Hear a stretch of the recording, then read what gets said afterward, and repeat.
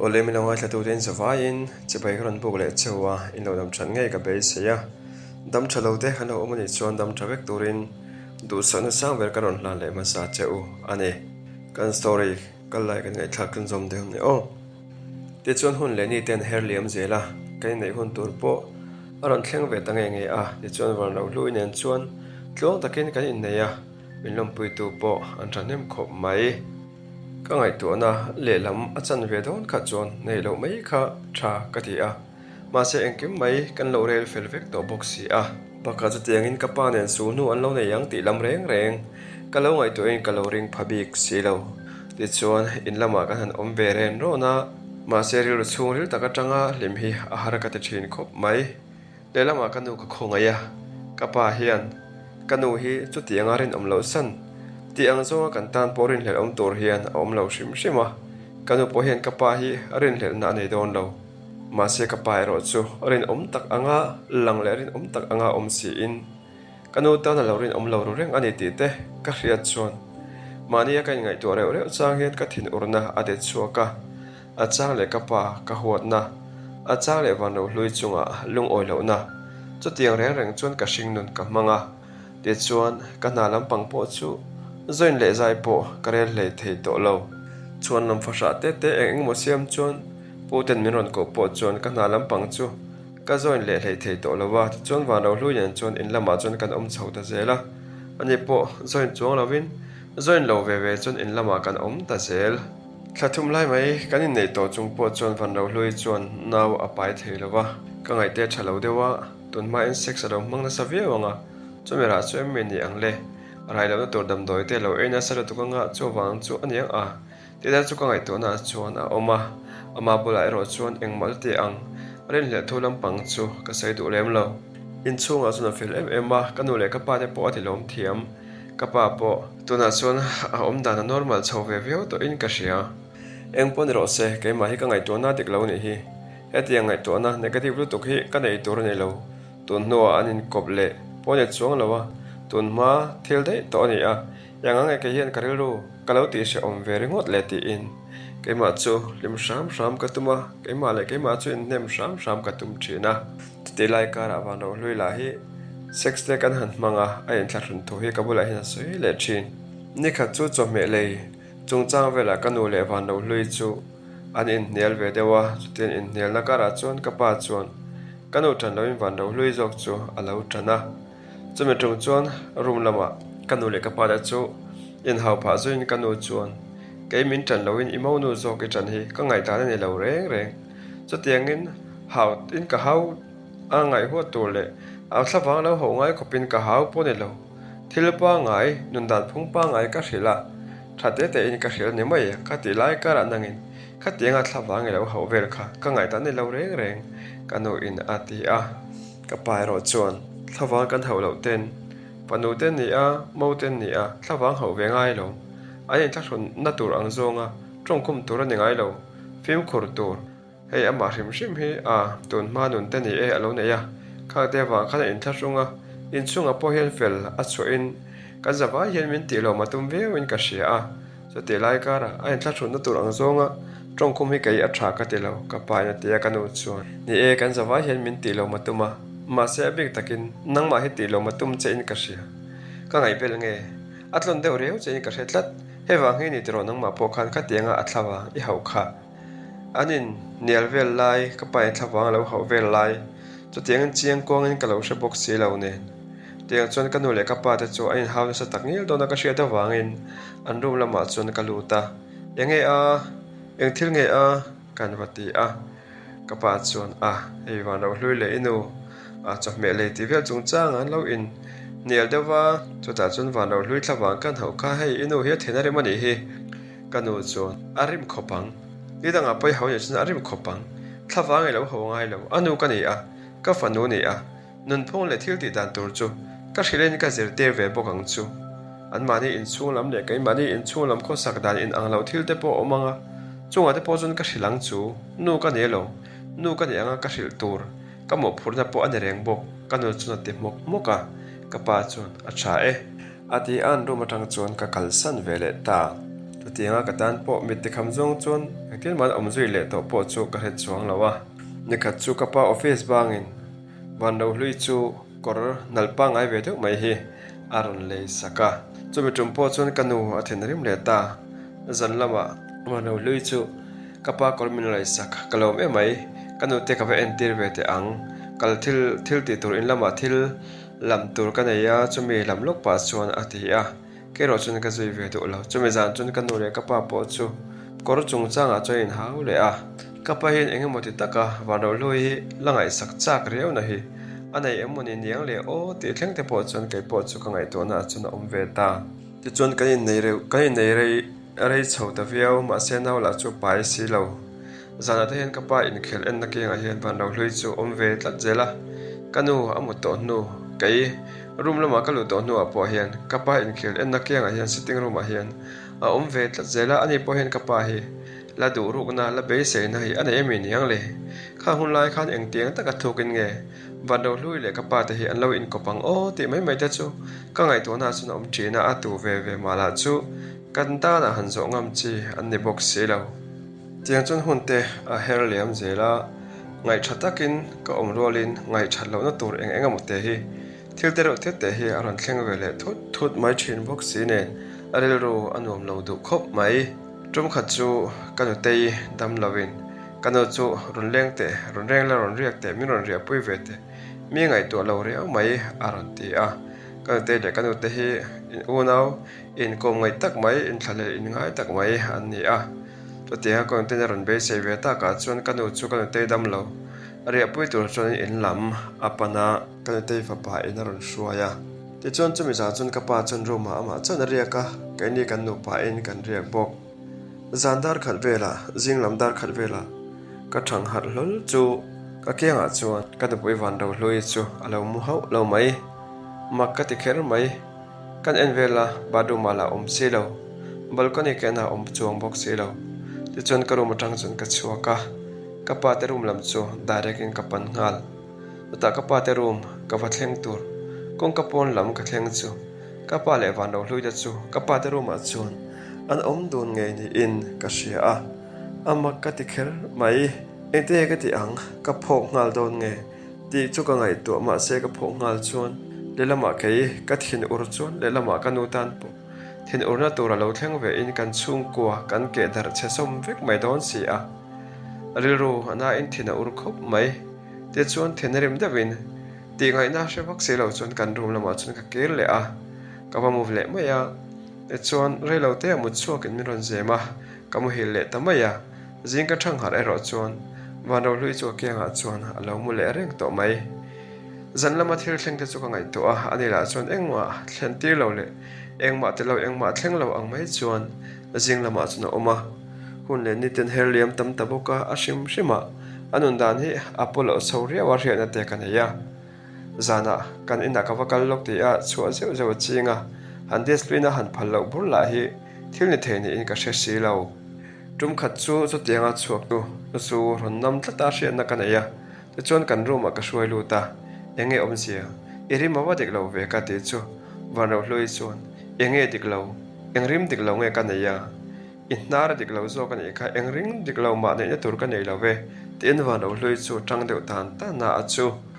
zan in I chuak chu adik lo tlat a hrim hrim a zin tang chuan zan dang atang chuan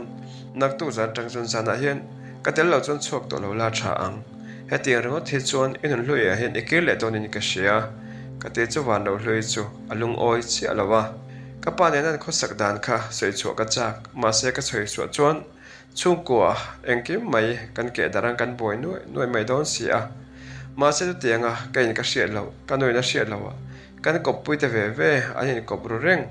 ti han hriat ro chu rilro avan hre om du tak em karong bon lama ke le tor hian kano hian min te thin ma se kir ka chak to lawa kir zai rel ka tum to lo kam lo ngat phei chon ka pa le Vanrohlu-i te hian chan sanga pha don ni a hriat na rin na ka nei tlat box si tum khat chu ka pa po chuan rong bon lama chun kir le torin min te ve ta a pathian min ko nei ti a krem ti vak lo chung ikala ma se nu puin nei a pathian a ko na chekha a top ta mi a zo ta ami yang re kal le zai reng I rel lawa ka pa chun min ti a ka thin rim ve deuh box si nen ka pa bula chun kapa kadu chon ka kal mayang puitling ka ni ve to a chele tha ka she a ka tan tlu na siam tur chuan ka ngai tu om lo kai ngai tu thei ve to ke kal ro kal su ti a nang nin min tur ka ngai hei nem enge ina hian kom hi nok min te veo mi a tin om le nei le deuh lekin kapa chu kan chal zui khang a kanu chuan mama du toro khatiang khan ipa engati nge ichana iti lo top turan ekhati imi lo khapa kapa chuan enga nge pa hian fa pa hi in chunga hian nok kati ang chele ma se rong bolna ingai poimo ziate pathian in min ko iti a khatiang awanga rong bolna lama kala he na hian khan na khan thok ani a chu wang chun ka zot mai cheni e icham rei te ema in lama kapa tu na chun pui ka nei to a ka pui in lama ombok si a ka pui kianga hian ko om ve ngai long an lo chun ka pui hi mo achunga thil eng ma te po thleng pal the ni a kan ti a chumi san chumi tum chuan kapa chuan kanu le Vanrohlu-i hriat lovin an ruma min hruain kapa chuan min dop tang enge a nang hi I trong kam han man dan vela hian thil eng mai ngai to na hian om ni in ka hretlat mai kapa sa ti a chota chun kapa bula chuan Vanrohlu-i ne na an khosak dan ton man lo in kop to ani ti te ka hriat tho chu kapa bula chun ka sei ta vek mai kapa chuan khatiang thul hlui to ton ma thil kha isoi chuak to rani lo isoi chuak ani chuan nangma ni no pa in boi bokanga inunen kanin kara boi bokang ka thinarim hle mai kapa cái hiền cả ring tok em che a tin kan upon ring tok em che a kan vai hiền kan ring tok che a ma se kan ring tok angai om lo ro hi chuan poi a khoi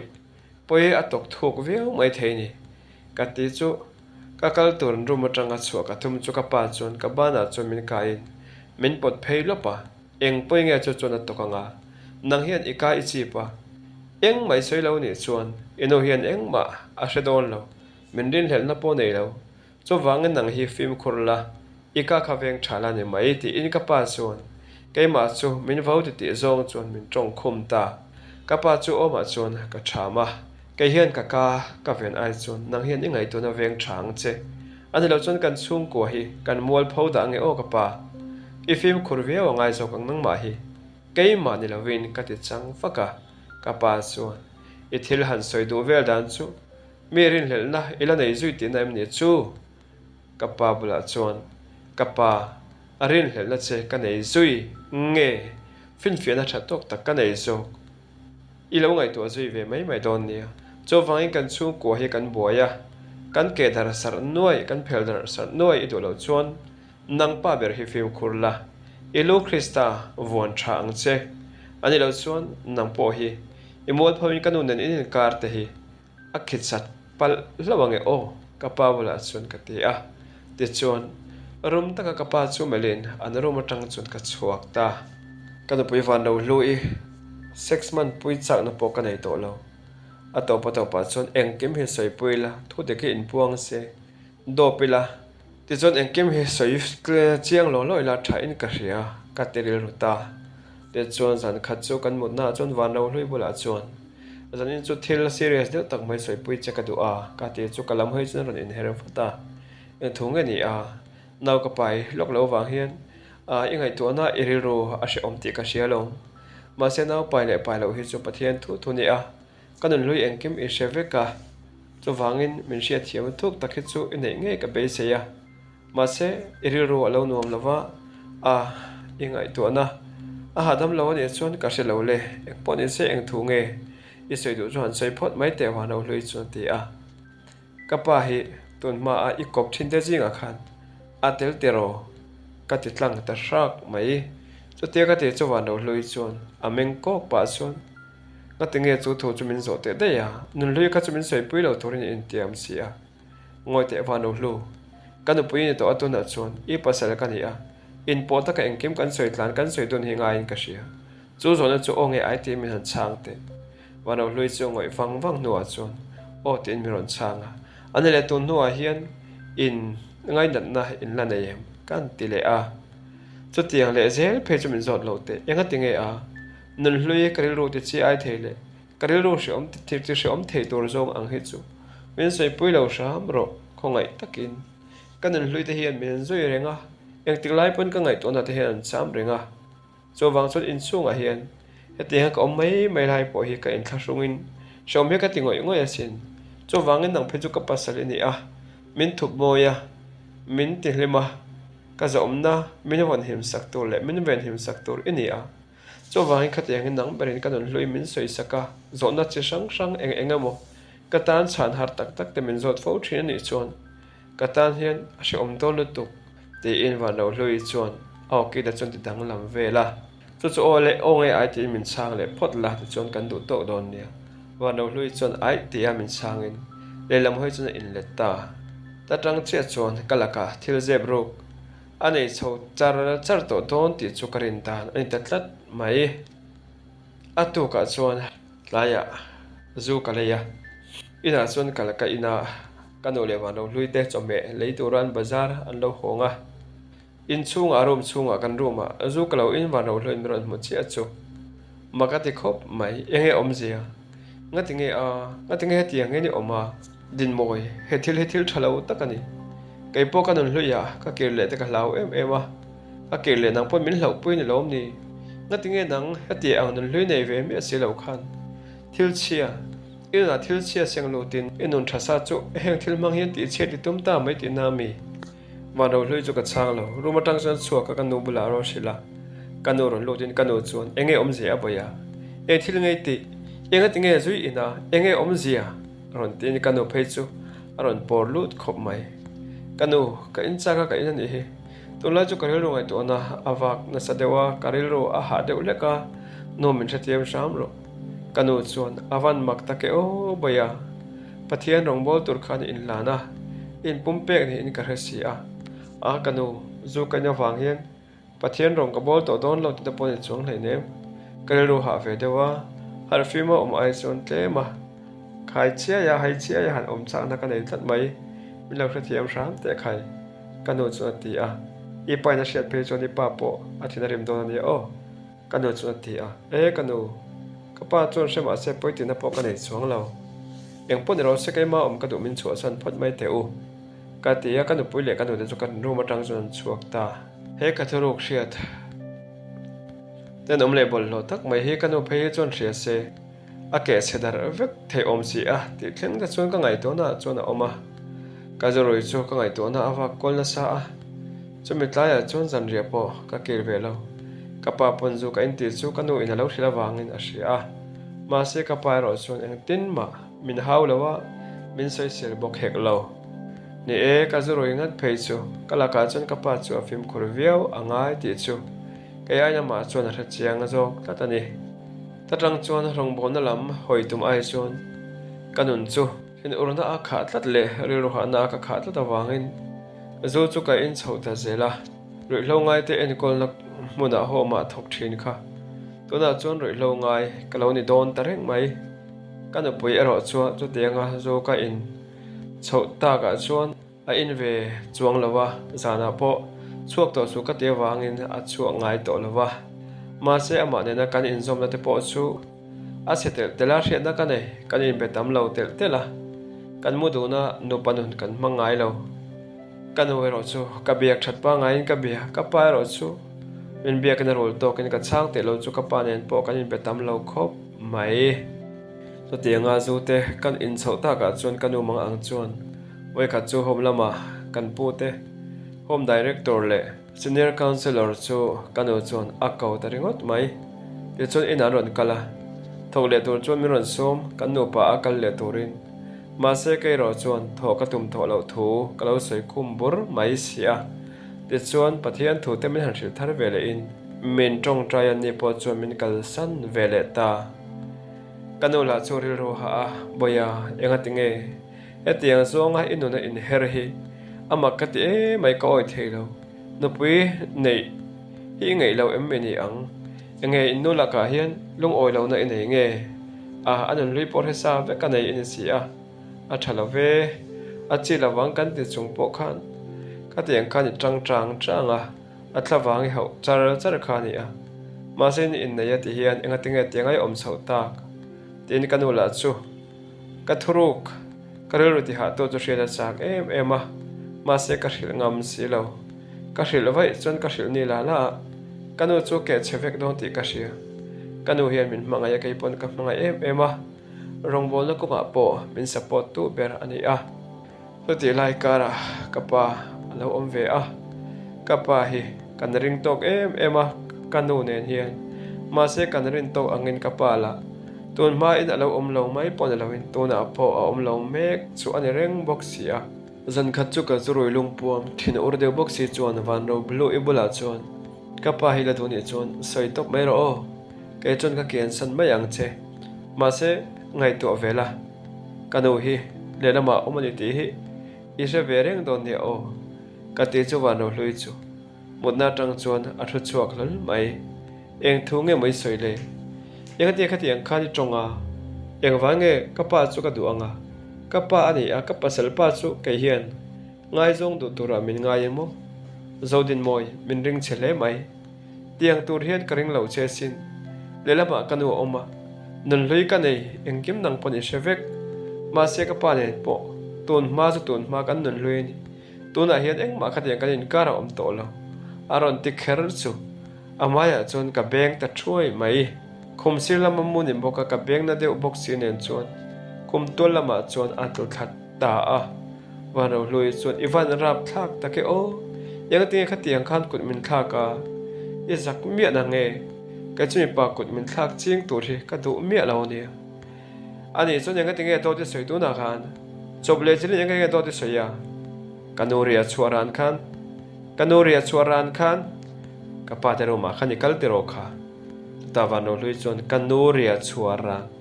kha izurui tong poi tong fia thelo amak hetiang hian zui inang te hi karing ngai mi lo sin mole ke hian lo in te la nun lui alo ki le ta ni lang chuan tu ma hian min dem kher lawang anan lui a ki le ni anti mai the ma se nang ma ve thung hi chu then om khoweng le mi ten irong bol pui ten ria in mu te sele makan ti dan tor hi ria em ngai to ve ta che chu tiang lam so yang ngai lo enga tinge do ti soi ka lo tong fia tha the lo ni po in ka tong fia lo ni mai kanu te ne na ari azan khan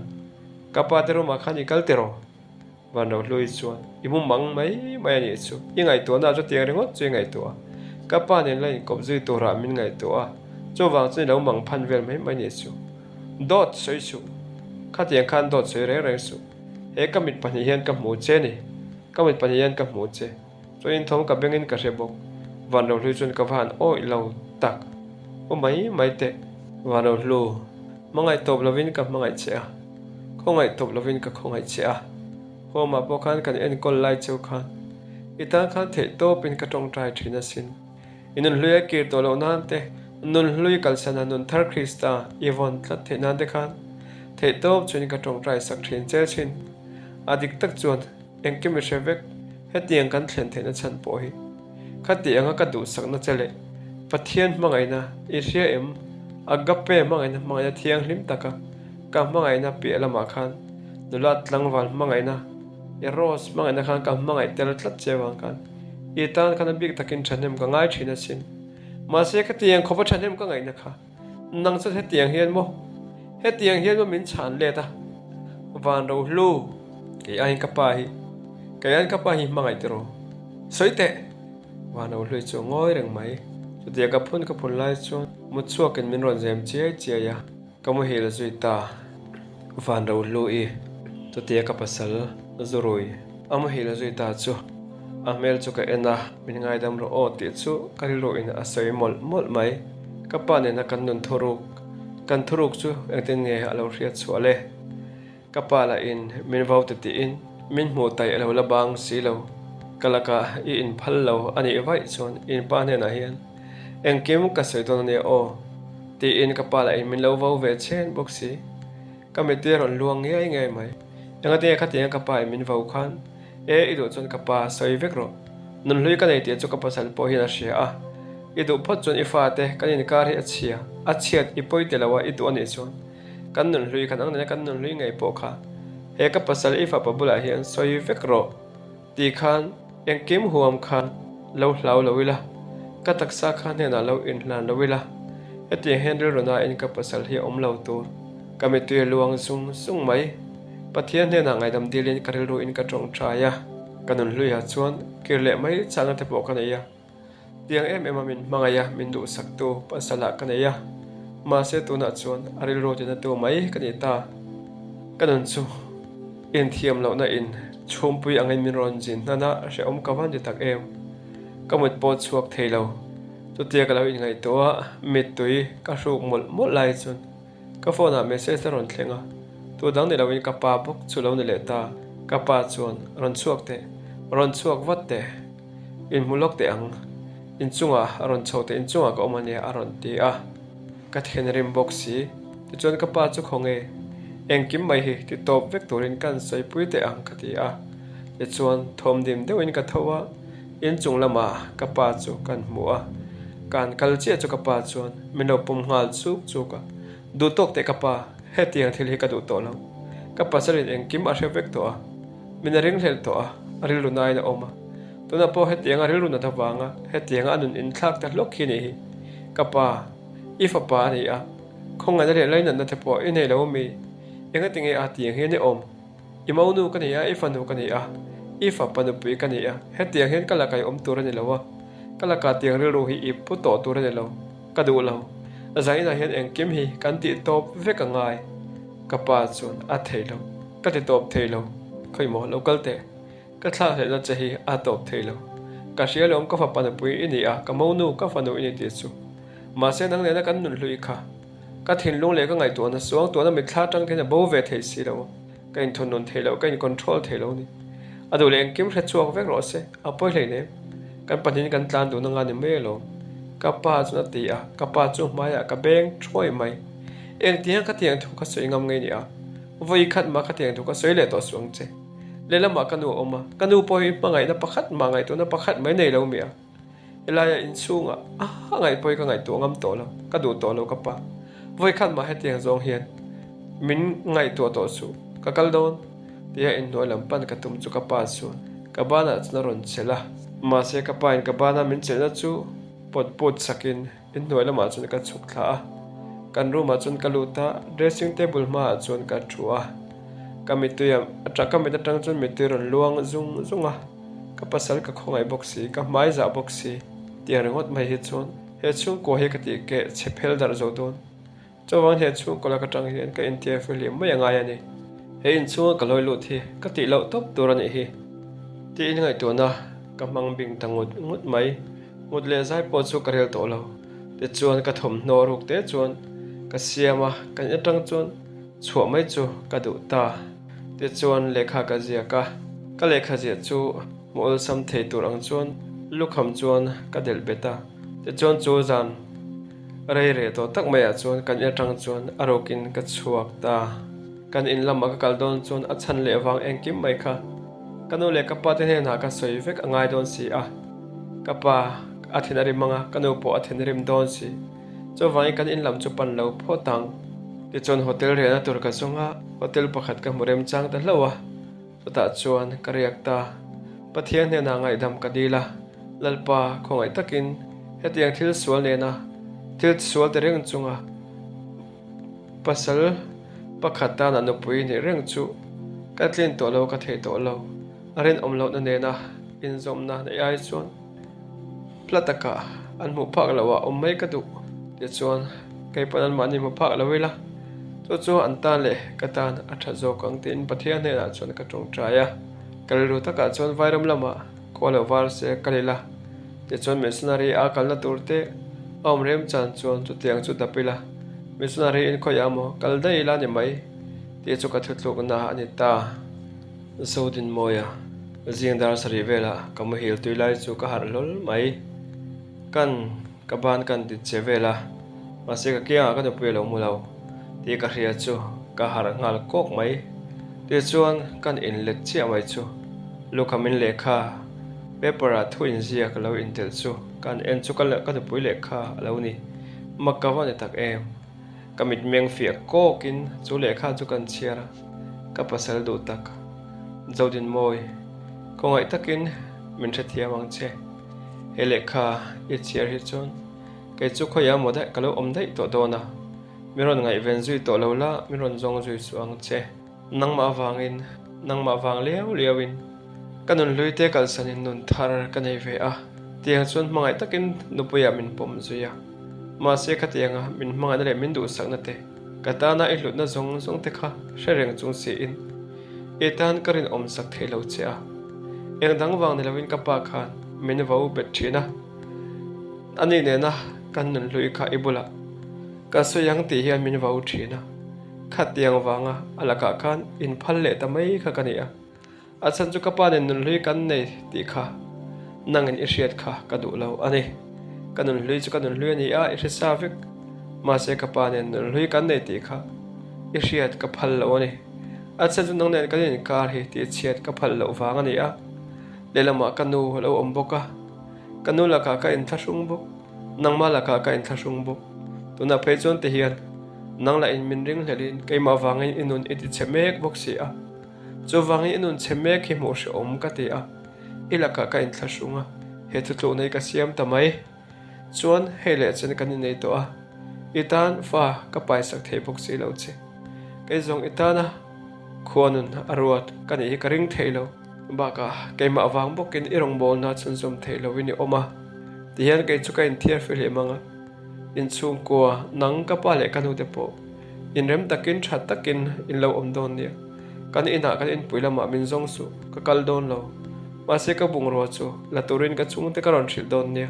I mangai na ka chan ne dan hi adik lo ti ka sia cho wanga ilaka in tharunga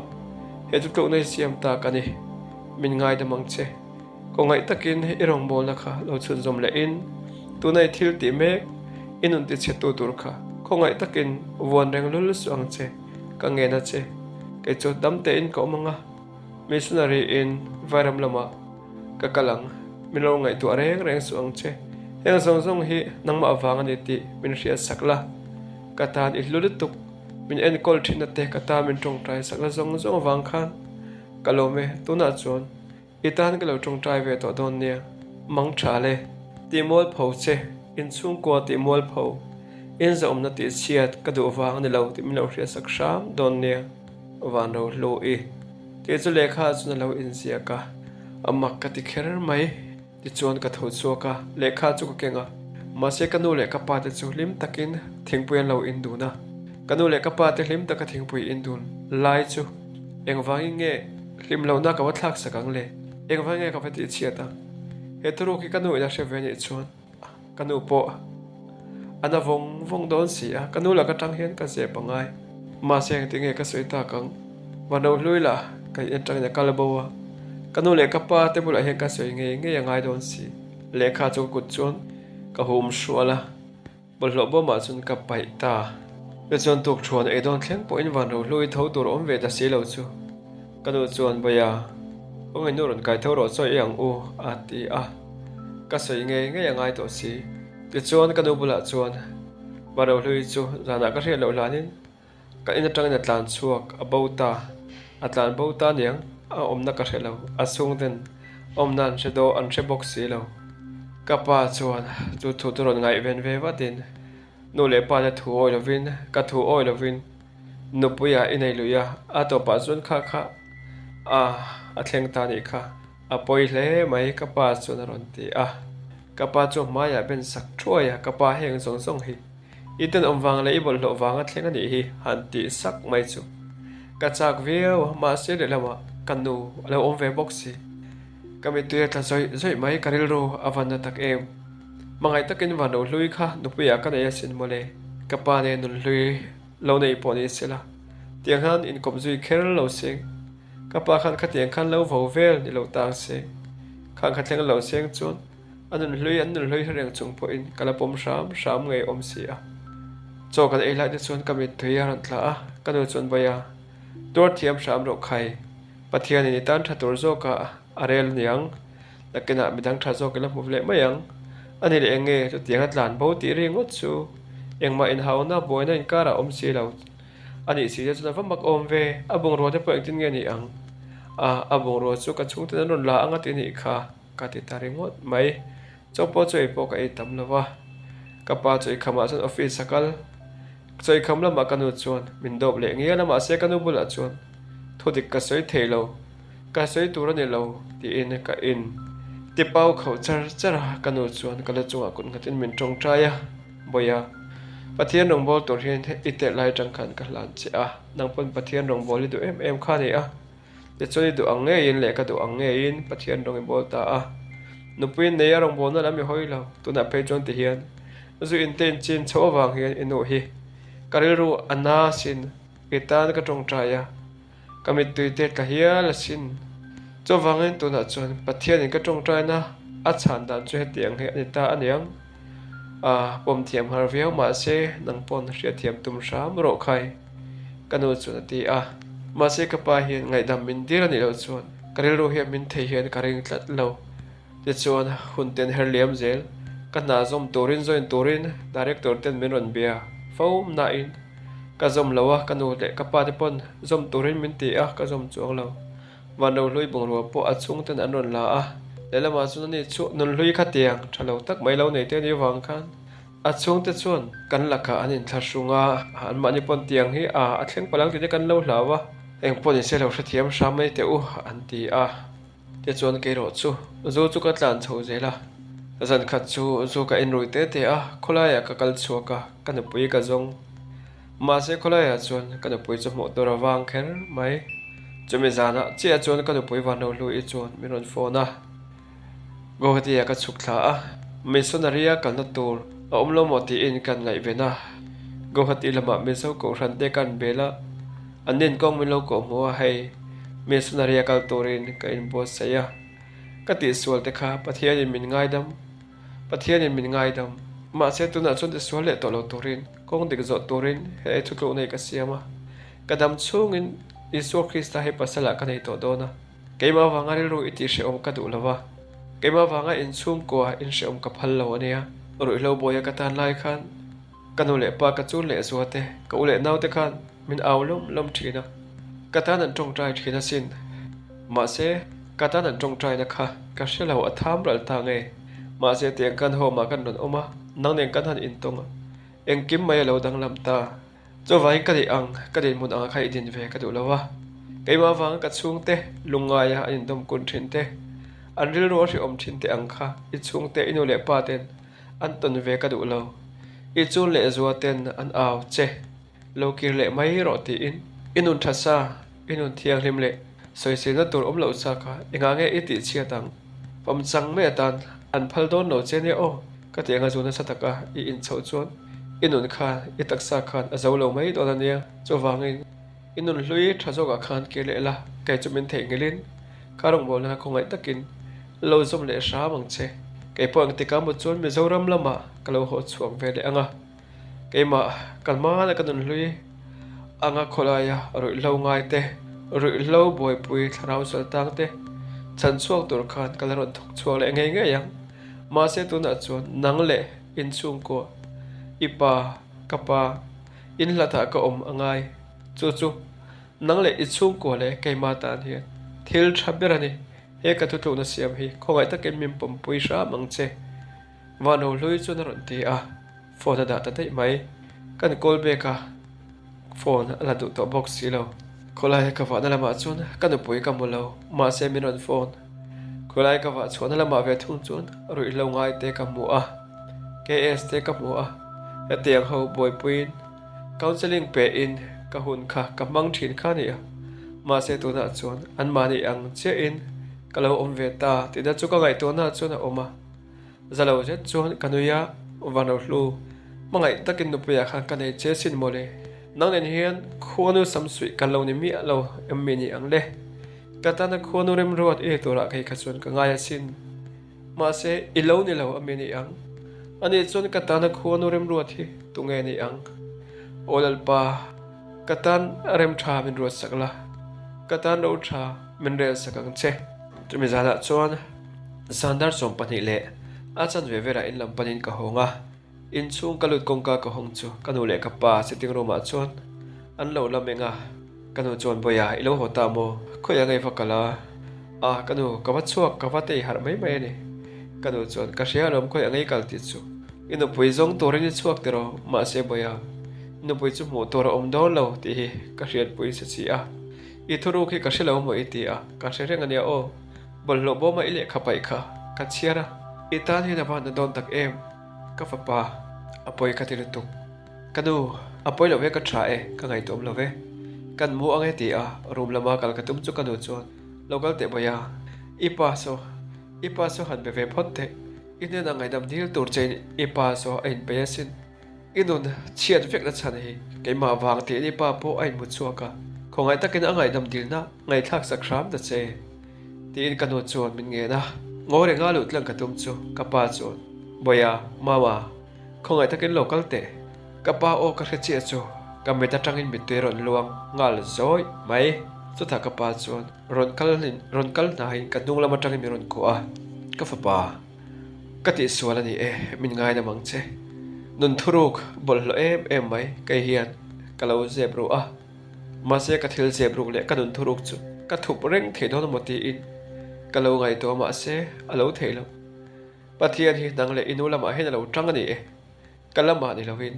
tuna chon engkim alo lang chuak ta ma se inu po in min ngai dam the ni chu nang po in min ngai dam the don lom ni zai na khan inu ne in thurwali ne tan kan no tong trai ve to sin khongai tak in ngai dam sha mang che cho ina thon lama ki le turin ka gen du che a cho ipa hian ka thlop tat tong che inu chawin erong bol na lo thlop thin che a tuna chon kei pon ka thlop pang che chuan inu pui chung cha ka ro chu khongai takin ngai to lo la ita na thalawa ngai pia la